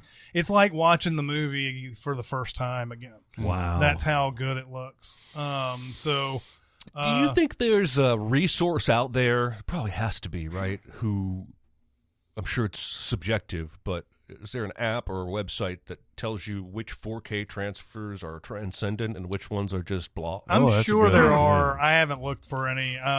Mainly, like when I go to the store, I'm kind of a dummy buyer where it's like, oh, that movie's on 4K. I'll just go ahead and get it. But I have restricted it to those type of movies, like The Martian and stuff like that. Yeah. I'm not going to go out of my way to get Harold and Kumar on 4K or whatever the fuck it is. Especially because in that movie, when they drive to New Jersey, they don't go over a bridge. That's like right. They're supposed to. Yeah, they don't go over a bridge. Did you notice a difference in The Martian? Have you cracked that up? The Martian is beautiful. Between the Blu-ray and 4K? Oh, yeah. There's no contest. Oh, God. There's no contest. I mean, It already looks beautiful, right? Yeah. The 4K, it blows that out. Oh, my God. Yeah, I'd be willing just before you guys left to show you what it looks like. But anyway, that's a short one. You already know if you like Lord of the Rings or not. I'm not recommending or warning the movie itself. I mean, I would recommend the whole series, even though we make fun of how long these movies are, and especially the last one. Had you seen the extended editions? All of them before? Mm-hmm. I've seen Two Towers. I don't think I've seen the other extended editions. I had them on DVD back in the day, and used to be the preferred watches that which is funny. When we came around to sinning Lord of the Rings, they did the theatrical versions, and so people would get on comments and say, "But it explained it in the extended edition why this happened," and it's like, "Yeah, we know. Fuck you." I think it's time to talk a little bit about Mila Kunis. Mila Kunis. First and foremost, because she just shared with her husband on a podcast made news yesterday that they don't bathe very often, and they don't bathe their children very often. Now let's talk about a movie where she doesn't bathe often. A movie called Boot Camp. Boot Camp. Yeah, see, I have getting these. I know where you're getting these. These movies are truffles, and I have the pig nose. You're the pig in Nicolas Cage's movie. I actually flipped over to this. I read the description, and it said troubled teens are sent to a rehabilitation camp on an island. Oh, so I flip over to that because I'm all about rehabilitating teens on islands. And I literally said, is that Mila Kunis? As soon as I flipped over, because there's Mila Kunis. There are only two other people in this that I recognized. One is her boyfriend, which is the kid from Small Soldiers, which is also one of Mel Gibson's sons that gets shot in The Patriot. His name is Gregory Smith. Okay. All right. He's got muscles now. Good for him. Is she one of the teens? She's one of the teens. This was made in 2008. Yeah. Oh. So she is sent here at first by her parents, and her boyfriend is left behind, and he doesn't trust this place. He doesn't know what's going on. It's a boot camp on a fucking island. Yeah. Well, yeah. And I will caveat this. The movie takes great pains to let you know places like this were real and maybe still are. We already know there's all kinds of horrible camps that wicked parents send their kids to, gay conversion camps and shit like that. And there are scared straight type camps and whatnot. And most of them are controversial, let's be honest. Yeah. So the parents have sent Mila Kunis off, and she arrives with a batch of new recruits. And Fargo, who shoots the cop, Russian... Peter Stormare is the camp runner. He runs the camp. You do not want to go to a camp led by Peter Stormare. No, you don't. You really don't. No, you don't. Especially if it's on a fucking island. But so basically, this is just a really bad, average movie. There's a hierarchy of all the campers. And once you have had your session, which is very Scientology-esque, and admitted your shortcomings, you get to trade your black shirt for a yellow shirt. And then you graduate from yellow shirt to white shirt. And then if you're a good white shirt for long enough, you get to go home. Okay. The white shirt that we meet first is a woman. She's mean. She's very mean to Mila Kunis, but she herself has been here for 2 years. Oh. And Mila Kunis, she's like, fuck all this. I'm not going to follow your rules. I'm going to have lip. And she does all the wrong things for the first 30 days on the camp. She ends up in solitary. They have these holes in the ground, solitary holes in the ground. Oh, no. They beat each other up when they're inappropriate to try and curry favor with Peter Stormare, who watches all of this from a video camera. This is just a really, really bad movie. Oh, no. Well, then, boyfriend, Gregory Smith, Small Soldiers, he does what you would naturally do. He starts shooting up heroin so that his parents will send him to the same boot camp island. He goes straight to heroin? Goes straight to heroin. Ends up sent to the same fucking camp. I'll show you people. Yeah. And then decides to basically escape. They all have these ankle bracelets on, right? Well, he figures out a way to pop it off, and he and Mila Kunis steal a boat. And then they go to a nearby island, which just so happens to be like a resort island. Oh. Rent a room with money I can't possibly assume they have. Okay. And there's a really sun-dripped shower love scene. Oh. And then you hear something drop on the table and they turn, and it's the camp guards. No. They found them. They take them back. They put them in solitary. You can't leave. You stole our boat. And slowly but surely they convince all the campers that Peter Stormare is evil and they kill him. Nice. The end. Nice. Not good. I recommend you So stay away. this is not a comedy then. No, it's played like a Lord of the Flies kind of deal. Because some of the campers are so indoctrinated, they don't want to turn against Stormare. They want to beat up the new campers. It's not good. Had potential. Had potential. Interesting premise. Don't go there. Okay. Don't go there. You're going there. 2008? Yeah, well, that's what Chris said. How old is Mila Kunis? Mila Kunis? What? 37 going on 38. Yeah. So she was 84. 83. 83. Okay, so she was 25 at this point. Yeah. But honestly, 25-year-old Mila Kunis looks 16. 37-year-old Mila Kunis. Yes. Yeah, very true. Very true. That's okay. It's not good. I feel like we could have squeezed out more prime Mila Kunis Like performances too. You know what I mean? Yeah. Like she was. I thought she wasn't given anything to work with in Ted, but she wasn't a problem with Ted. Obviously great in that '70s show. She's not the problem with Bad Moms either. But like, American Psycho 2? Like, what? I mean, what is okay? If we're talking acting chops, Black Swan. What else? Great in Black What Swan. else has she done where you're just like, she's a phenomenal actress? Nothing else really. I mean, she's serviceable, obviously, But she's good, I think. I mean, you look at Certain roles. she's she doesn't, funny. She doesn't elevate anything that she's in. I don't think. I will say, forgetting Sarah Marshall, she's not what makes that movie special. I agree. But She's fine. She is. That is one of her best performances. I agree, but I think that, unlike Paul Rudd or British guy, like I don't think you could swap out. He's Australian. I don't think you could swap out everybody in that movie and still have it work. Probably I think not. you could swap her role and honestly Kristen Bell. But I love that movie. I'm not trying to change it. I'm just saying. Yeah.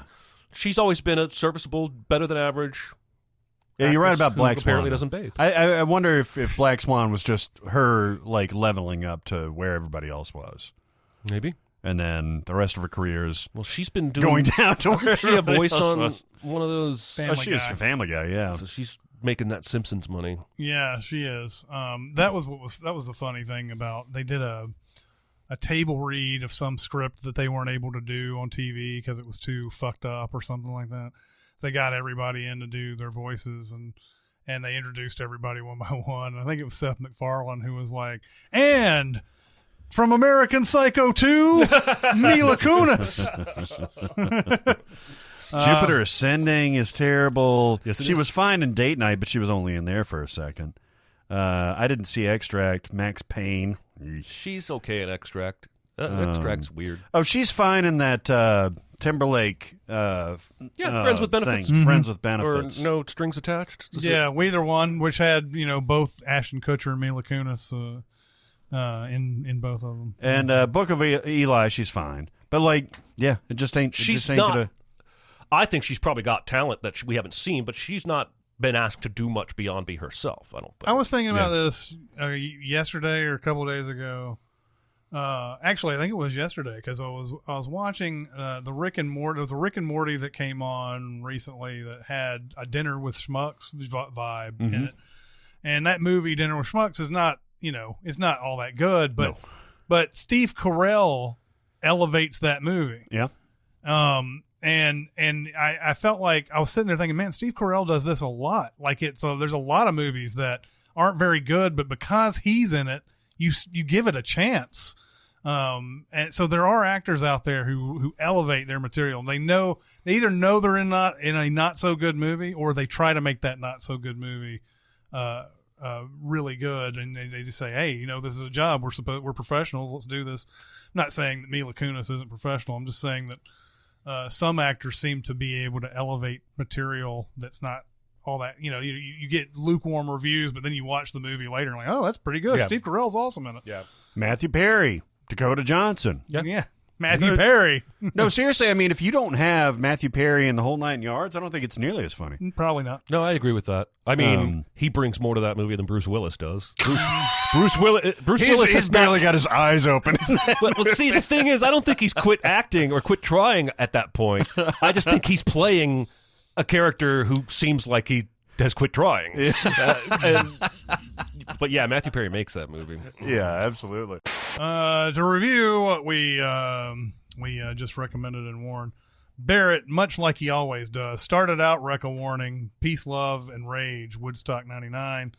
But then by the end of him talking about it, was about to warn the shit out of it. So Yeah, talked myself into it. that's right. Jeremy, Recca warned The High Note with Dakota Johnson, and he warned Boot Camp with Mila Kunis. And then Recca warned Ishtar. It's a very confusing movie that I had to rehash in my head just now. But better than you would expect if you grew up thinking, oh, that movie's just terrible. It's just one of the biggest bombs of all time. It doesn't necessarily mean it's one of the worst movies of all time. Waterworld had that same Last Action Hero. Yeah, had that same sort of deal. And then I also recommended Lord of the Rings in 4K. If you got the equipment, you should get it and watch that shit. 4K. That's right. All right. Well, that's going to do it for this episode. Just keep telling us what you think about this Guess the Goofs game. I'm maybe too close to it, but I feel like I did a bad job. Oh, you did good. And you can't convince me otherwise. But no, keep going to SinCast presented by Cinemasins on Facebook. We're also on Cinemasins Twitter, Music Video Sins Twitter, SoundCloud, and Discord. That's going to do it for this week. It's Chris Atkins and Jeremy Scott and Barrett Sher. We'll see you next time. Thanks for listening. Comment on our episodes on our SoundCloud page. Check us out on YouTube, Twitter, Facebook, and Reddit. And be sure to visit cinemasins.com.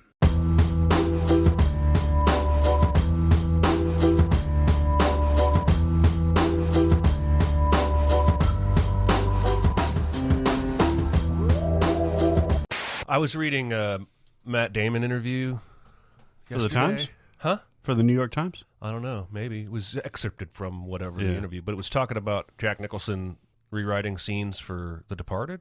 Was that in that interview you were in?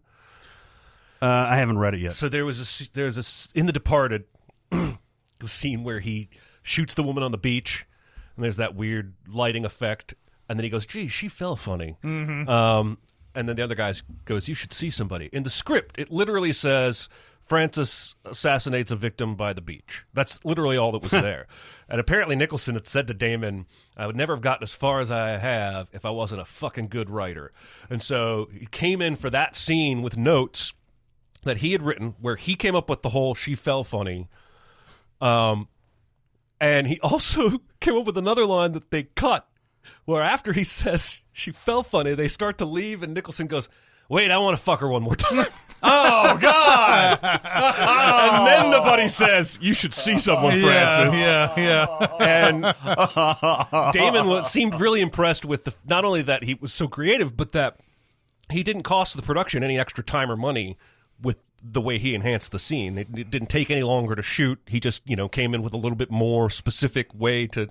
I thought it was pretty fascinating. Yeah. But that line of, wait, I think I want to fuck her one more time. You need to see somebody. That's such a him thing to do, too. I'm on the Kubrick Twitter topic list or whatever it is, and his birthday was a couple days ago, and it showed this wonderful behind-the-scenes clip of The Shining where Kubrick is in. It's where Wendy has just dragged Jack into the storage room, and he gets up and he does the whole Wendy, if you'll let me out, I'll forget the whole goddamn thing. And it's Kubrick on the side talking to, I guess it was Alcott at that point, and he's looking through his thing and he's like getting a side shot and he's like, I don't think that's gonna work. And so he's like, Jack, just put your hands up like that on the door. And then you see Kubrick, who was much skinnier back then, crawl underneath him and just literally do the upshot. Mm-hmm. And then Nicholson goes through his lines. He's like, Wendy, and he's looking at the door. If you'd let me out. And Kubrick's like, I tell you what, I like that a lot. Can you just look down the entire time? And then it cuts to the shot from the movie where it's him looking down. His hair is all crazy. He's like, you got a big surprise coming. You got a big fucking surprise. Go look at the snowcat. And then it cuts to an outside shot of the production, and it's Kubrick literally laying there, like ensconced in like fucking styrofoam so he doesn't move, with the camera looking up at Jack, and he's got, for the light, he's got a fucking lamp on his belly with no shade and like just the light bulb on. And so he does the thing, Kubrick doesn't move, and then Jack immediately out of character, and he starts fucking with Kubrick. He's like, hey, you got a little lamp on your head. Pretty crazy. But he goes from this crazy, menacing Jack Torrance to like all of a sudden he's like, hey. That's funny. It's I don't know if you heard that Kevin Pollak thing with Pete Holmes. I haven't yet. I need to listen to that. But Kevin Pollak said that on A Few Good Men, there was a point where He's like, yeah, I didn't get to talk to Jack Nicholson all that much, but there was this one point where we were walking back to our trailers. Didn't say anything all the way down to our trailers and everything. We're about to open our doors or whatever, and he's like, Jack Nicholson turned to me and he said, I was on the set of this movie called Chinatown, and there was a point where I was having a scene with Jack Houston where I had to say, where he says, "Are you sleeping with my daughter?" And God damn it, if I wasn't actually sleeping with his real daughter in real life. Yeah, he was. Oh, that's so beautiful. I wonder if he was thinking about that the whole walk over. Or he just wanted something to say. And yes, it was. Oh, well, there was another thing going around, a little clip, behind-the-scenes clip of Casino. Did you see this? It was Casino, and it was Robert De Niro and Don Rickles. And De Niro flubs a line. And Rickles is like, you're supposed to say on the desert. You're supposed to say on the sand. What are you? You got a big pop-out trailer, and you can't get your fucking lines right? It's like, do the fucking lines, and then we'll get back. De Niro's cracking the fuck up this entire time. But, like, Rickles could say shit to anybody. Yep. Like, the whole famous Frank Sinatra story will still make me laugh every time he says it. Or said it. But that was hilarious. It's literal footage. I'll send you guys some of these. Some of these things. Use guys. We'll send you guys. You got a pop out trailer. You can't get your fucking lines right. Did you get any stories from Josh and Jeremy about how he was on set? He seems like he is not as. It's just that Josh was super intimidated and Jeremy was not, and like they had to basically wrestle him to the ground, and Jeremy just went for it. Yeah, which is not surprising. Not at all. Not at all. And Josh was like, "Oh God, I don't want to hurt Robert De Niro." Mm-hmm. I scrubbed through that whole like a movie. fucking spear attack. I scrubbed through that whole movie just to see their scene, and it's like lightning fast. But anyway, they worked with De Niro. Can't take that away from him. That's true. He's always been a method guy, right? Yeah, I think so. Yeah, I don't know if he still does method stuff now. I doubt he's going method to play the war with Grandpa. But but yes, back in the day, like he taxi driver, he actually got a job as a taxi driver and did the actual work and all that. Is what I've always heard about Taxi Driver, and not sure about Raging Bull, but I'm sure he did a lot of boxing. Did a lot of eating. Yeah, I was going to say, a lot of calories. Did he go? He went from skinny to fat, not fat to skinny, right? I don't know. He could have done the Tom Hanks thing where it was... He was fat and then skinny. Right. I don't know. I feel like that's the way to go if you can, if you've got the time. Because otherwise, you've then got to go from skinny to fat, then back to some sort of reasonable shape afterwards. Yeah. I don't know. Be interesting to look up all the times that De Niro may have done that kind of thing. Imagine seeing him at a restaurant with like 6 entrees in front of him. Hey, what are you doing, Bobby? Oh, prepping for a film. Yeah. I'm in pre-production. Getting fat for a movie. Getting fat for a movie. Well, you always say like Clooney when he did, what was it, Syriana? Or maybe it was Michael Clayton, where he put on a few pounds. And I remember like a GQ article, and he was like, I eat pasta before bed. That's how you get fat. He said something like at the end of Michael Clayton, when he gets in that cab at the end, that a lot of people have read into whatever his expression is at the end of the movie and everything. And he's like, all it is we're actually in New York City. I get in the back of the cab. Nobody really knows that there's a movie being shot or whatever, but there's this guy. I think there's these people who notice that it's him in the back, and he's trying to not laugh the entire time. Oh, that's hilarious. Because his performance is really good in that scene. I've got to watch that again. That's hilarious. Because it goes on for so fucking long. Yeah. I would never know that he was trying not to laugh. That's hysterical. Yeah. I don't know how many times Christian Bale's got this in him, like this weight change in him, because he did Ford versus Ferrari right after Vice, right? Wasn't that his next movie? No. I don't know, but the one that the weight was a problem was The Machinist, I think. That was where he was really crazy. But Ford versus Ferrari, he's super thin there too. I mean, he's got the stooped he's thin. very thin, but I think the weight gain is medically much less safe that he did for Vice. Like, yeah, because he bloated all the way up. Yeah, and I guess American Hustle he had some girth too, but nothing like Vice. I think that's a lot of actors have done it. I think it's dangerous. Well, yeah, you remember the guy. Well, you guys don't watch It's Always Sunny in Philadelphia, but Rob. I've seen many seasons of that. You have? Mm-hmm. You know the Mac, the good-looking guy, I guess. Yeah. That just one season he decided to get fat. Yeah. There was no plot written into it or anything. Like no reason why. He was just fat because he thought it was funny. That's interesting. And then like the next season he had just trimmed everything down and got like super buff, and that's when he did, or a few seasons later is when he did that dance scene that I showed you. Mm-hmm. It's not amazing. Humorous, but you can spot Matthew Perry's drug problem by watching Friends, because you can see. Well, so what's the issue? Like the ultra skinny years. So he was skinny when he was on drugs, but then he got puffy. He got a little puffier, but that's when he was off yeah. drugs. Yeah. See, I thought it was the other way around. I thought he had gotten puffier because he was on drugs, but no. I don't know how that. God bless him. God bless him. He's a funny dude. I like that guy. Yeah. I even like Fools Rush In. I do too. Fools Rush In is good. Whole 9 yards is good. Mm-hmm. Who was in Fools Rush In with him? Salma Hayek. That's not a bad movie. It's not. It's watchable and fun. Yeah. He's funny in it. It's a rom-com. It's very, just like Whole 9 Yards. He's basically playing Chandler, and that's his wheelhouse. Yeah. But it's a fish out of water. He has a one-night stand with a Mexican girl, and he has to like meet her family, and they don't accept him because he's a white man. They're super Catholic. There's a funny moment when he walks into the house and he goes, "Oh Jesus!" because he gets scared, and it pans over and it's Jesus on a cross. And of course, his parents are super racist and all that. That's the other thing. The white people are melting. Yeah, and but I love the scene where like he gets the Grace papaya like delivered out to Vegas. And like he's like talking about how great these hot dogs are, man. These are the best hot dogs ever.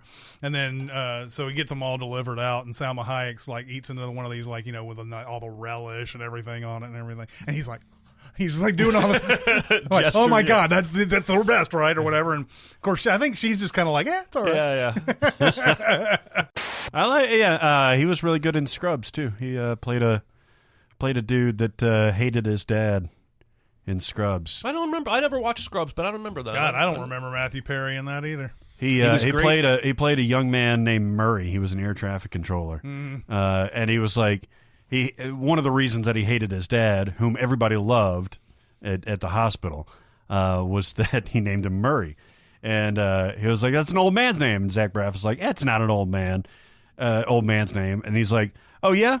And he was like, Murray. And he's in and all these old guys come out of their rooms, and they're like, yeah. Oh, cut that one.